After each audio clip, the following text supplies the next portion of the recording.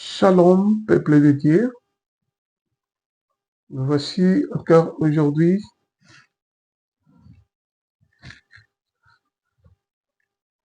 pour continuer avec cette série d'enseignements intitulée La délivrance et l'acquisition de la liberté. Aujourd'hui, nous voulons entrer en profondeur avec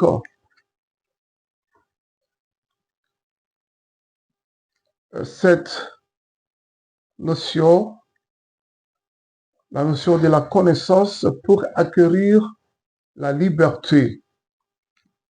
Nous avons déjà tracé la ligne de démarcation entre la délivrance et qui est définie comme la libération de l'oppresseur.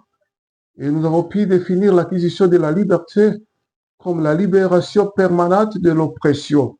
Nous avons vu que la liberté, c'est un état d'esprit. Nous avons montré qu'on peut être délivré de l'oppresseur sans pour autant acquérir la vraie liberté de l'oppression.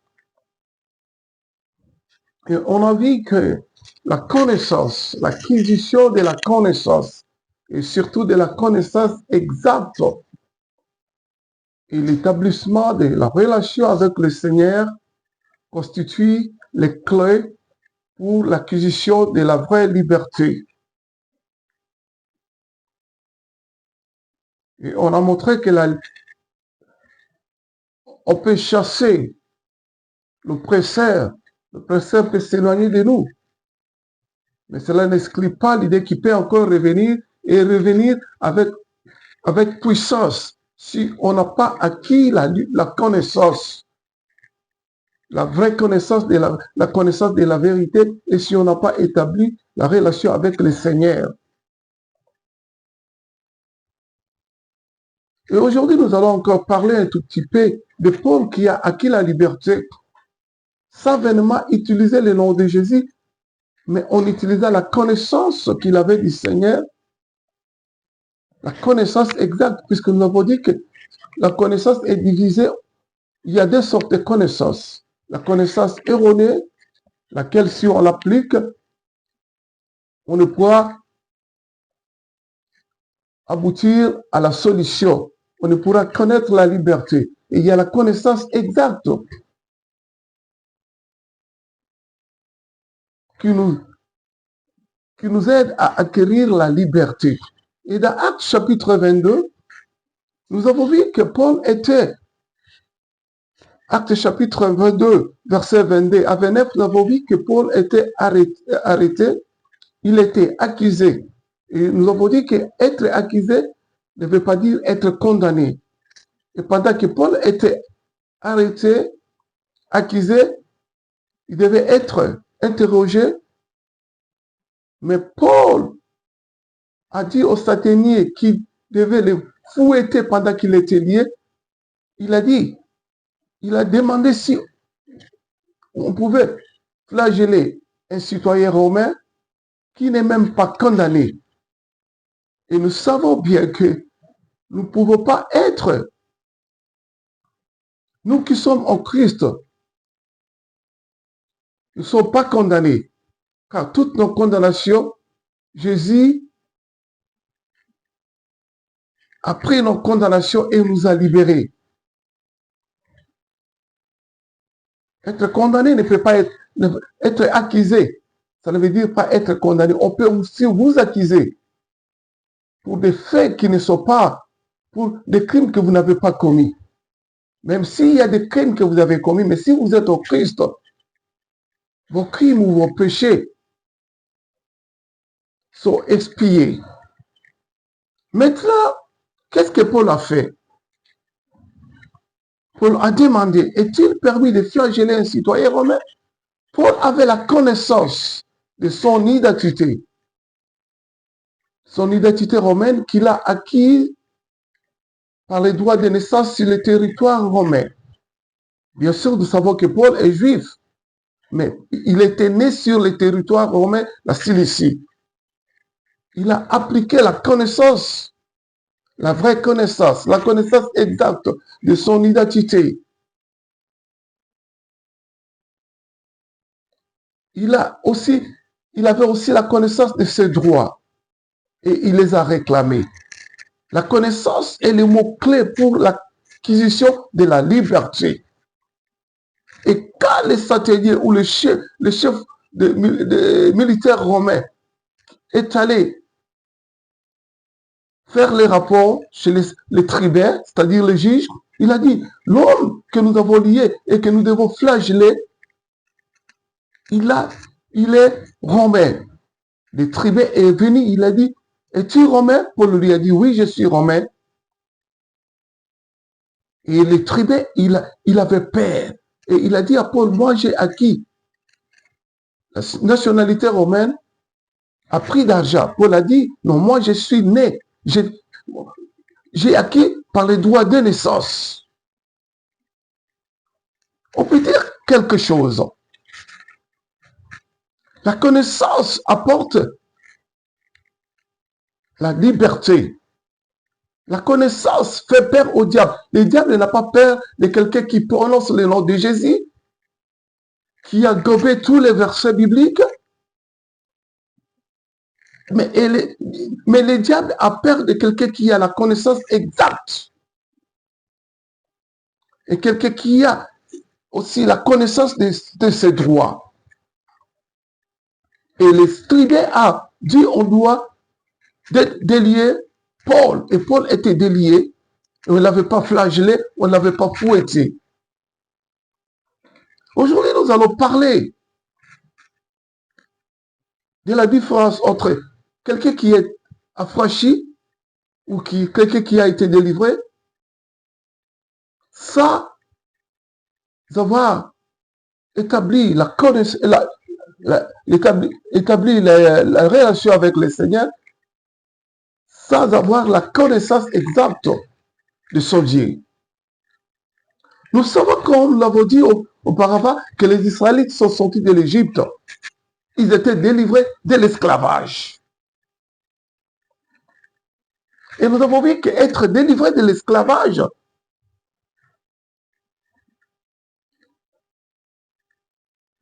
ce n'est pas... Vous pouvez être délivré de l'esclavage sans acquérir la liberté.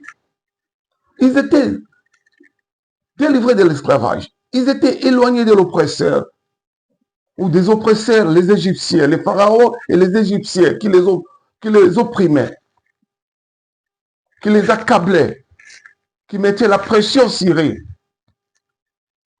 Ils étaient éloignés, mais ils n'étaient pas libres. Car leur esprit, leur pensée était toujours connecté avec l'Égypte. Nous allons lire dans Nombre chapitre 14. Toute la communauté éleva la voix et poussa des cris, et le peuple pleura pendant cette nuit-là. Tous les Israélites murmurent contre Moïse et Aaron, et toute la communauté leur dit, que ne sommes-nous morts dans le pays d'Égypte, ou que ne sommes-nous morts dans ces déserts? Pourquoi l'Éternel nous fait-il entrer dans ces pays pour tomber par l'épée? Nous sommes et nos petits-enfants, nos hommes et nos petits-enfants deviendront une proie.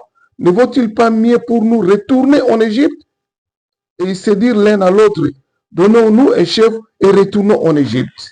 Ici, la Bible nous montre comment les Israélites qui étaient au désert vers la route, ils étaient en route vers la terre promise.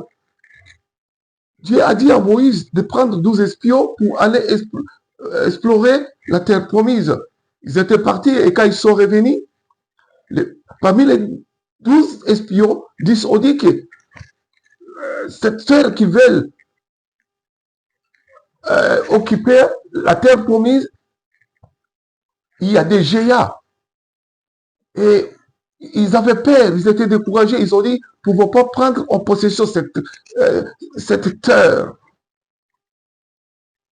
Mais Josué et Caleb, Josué était l'aide de Moïse. Et Caleb, ils ont dit les contraires. Ils ont dit, si Dieu est avec nous, nous prendrons possession de ce territoire.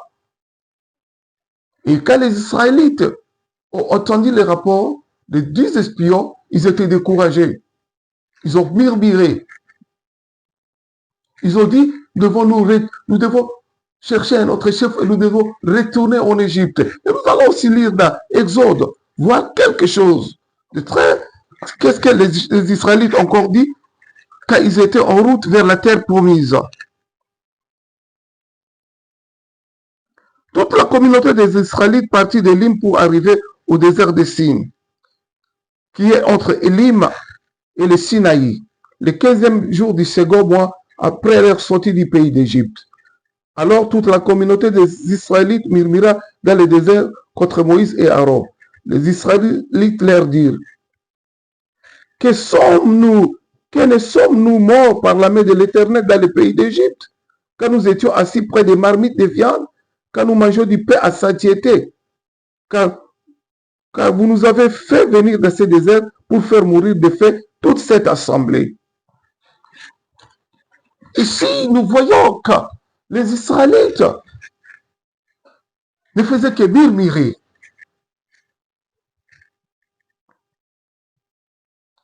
Ces Israélites qui étaient affranchis de l'esclavage n'étaient pas libérés de l'esclavage, c'est-à-dire leur esprit n'était pas libéré, leur pensée, leur esprit était toujours en connexion avec Israël. Et nous avons dit quelque chose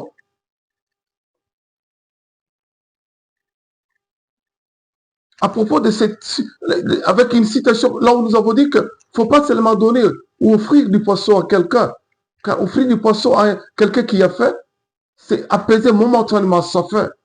C'est comme c'est délivrer, car la délivrance, c'est un apaisement momentané de nos besoins, tant spirituels que physiques. Mais il faut apprendre à quelqu'un à pécher. Et quand il l'aura fait, il ne va pas s'inquiéter, il ne va pas murmurer. Les Israélites étaient délivrés de l'Égypte. Et comme ils étaient, leur route vers la terre promise, c'était le désert.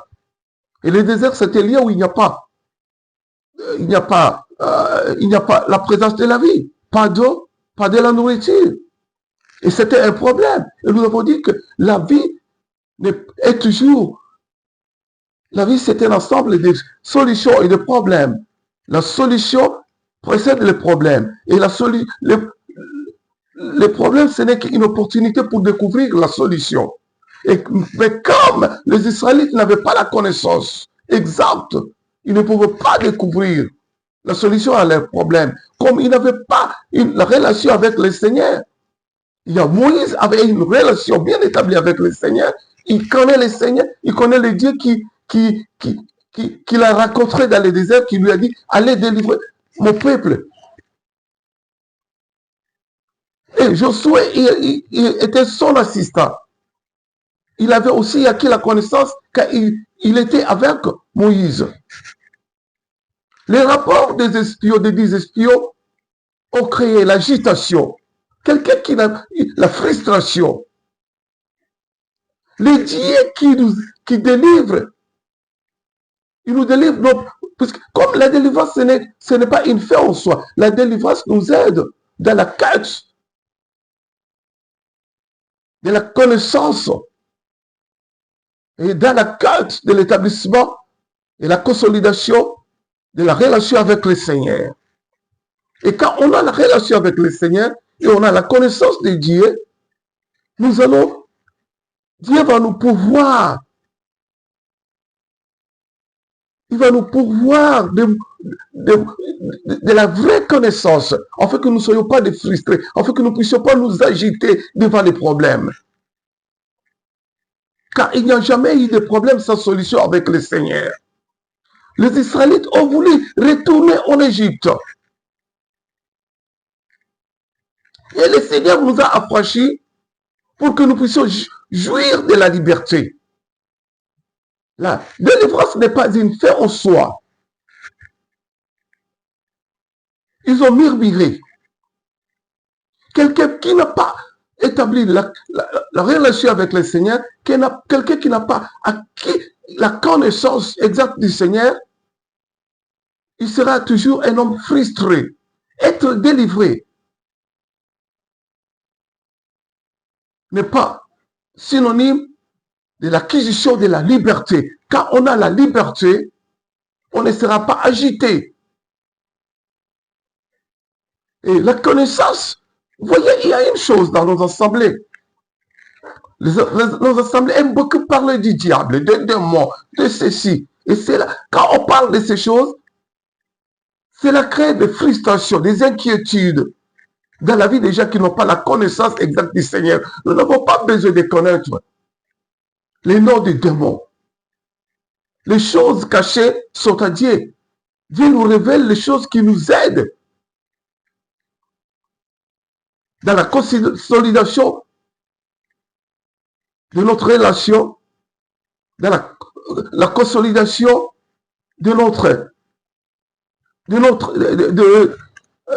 vie chrétienne. Quand les 10 espions ont parlé de ces géants qui sont sur le territoire ou dans la terre promise, ils sont géants, ils sont costauds, ils ne vont pas prendre possession de leur pays. Les Israélites ont eu peur, ils ont dit, il serait mieux que nous puissions retourner en Égypte. Comment nous allons prendre possession de ces pays des géants, et ici au désert. La première fois, ils ont murmuré puisqu'ils n'avaient pas, ils avaient soif. Ils ne savaient pas que Dieu est capable de pourvoir à tous leurs besoins. Et Dieu a fait, il a pourvu. Il a dit à Moïse de prendre son bateau et de frapper les rocs. Et il y avait de l'eau il y avait les jaillissements de l'eau. Ils se sont inquiétés à cause de la nourriture.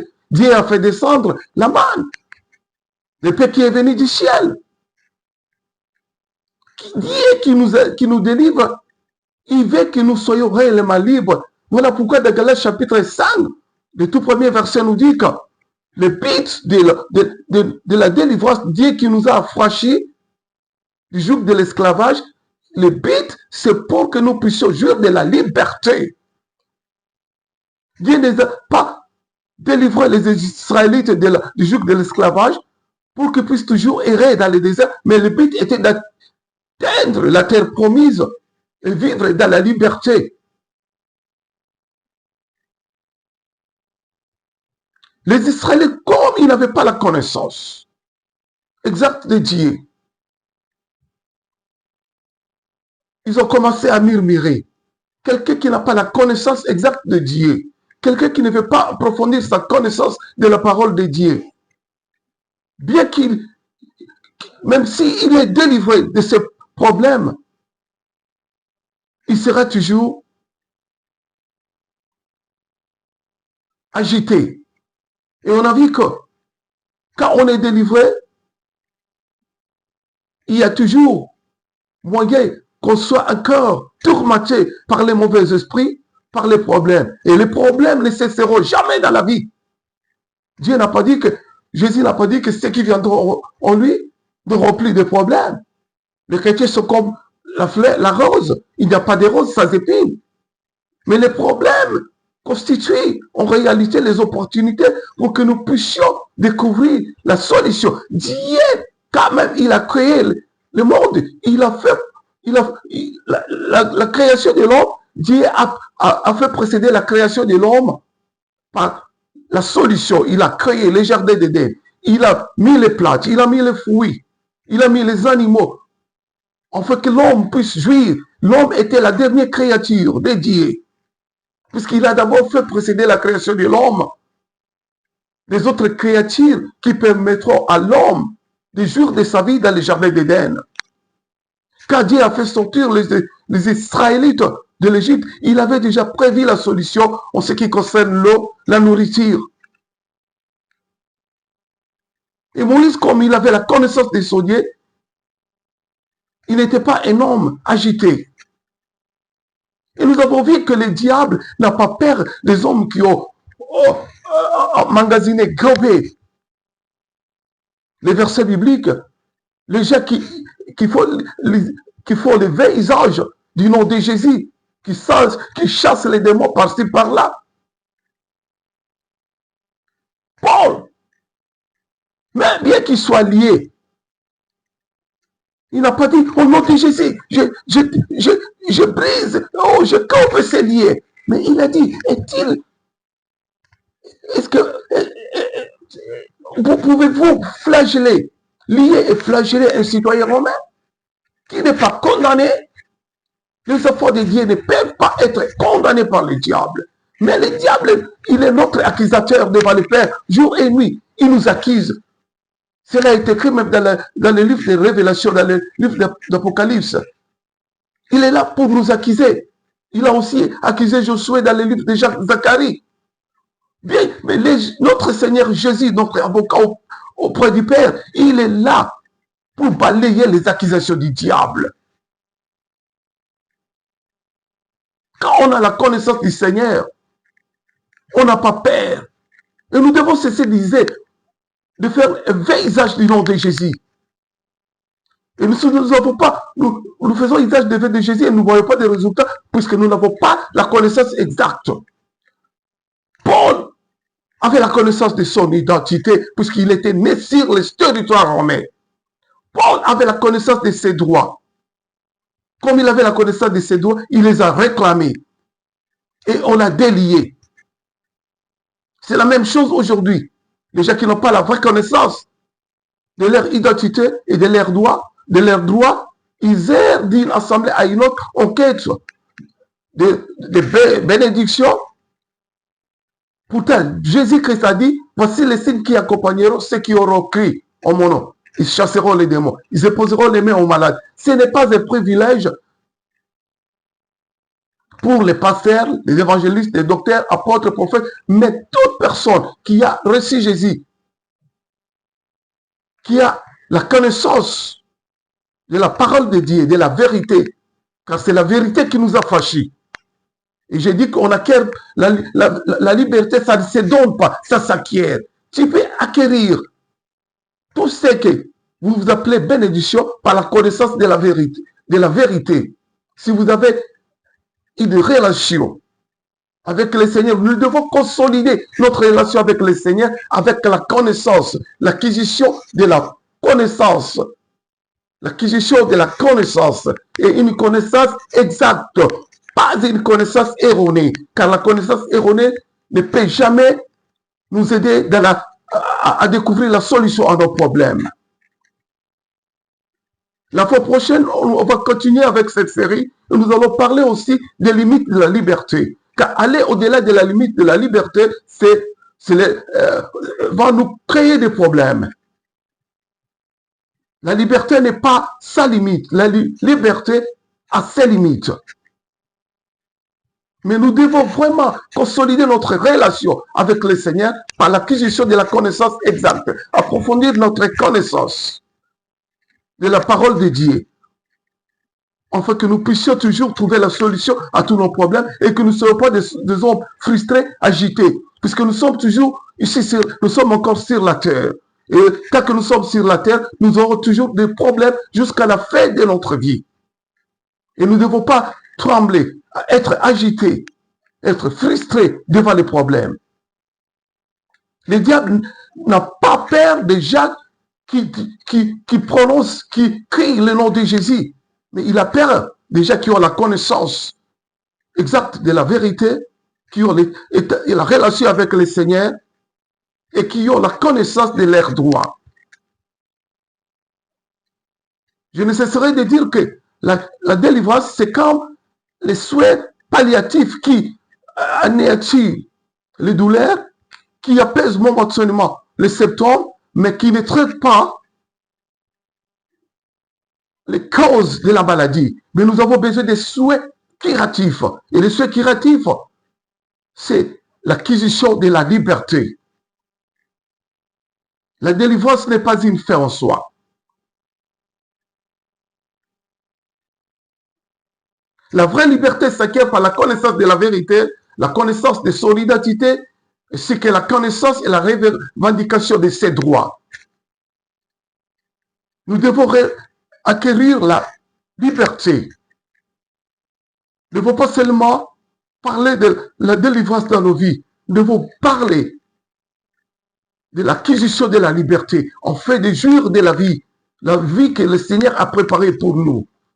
Que le Seigneur nous bénisse aujourd'hui, qui continue à nous bénir et qui nous aide, qui nous assiste dans la connaissance de la vérité, au travers, par l'entremise du Saint-Esprit. Nous allons parler la fois prochaine des limites de la liberté. Que le Seigneur vous bénisse.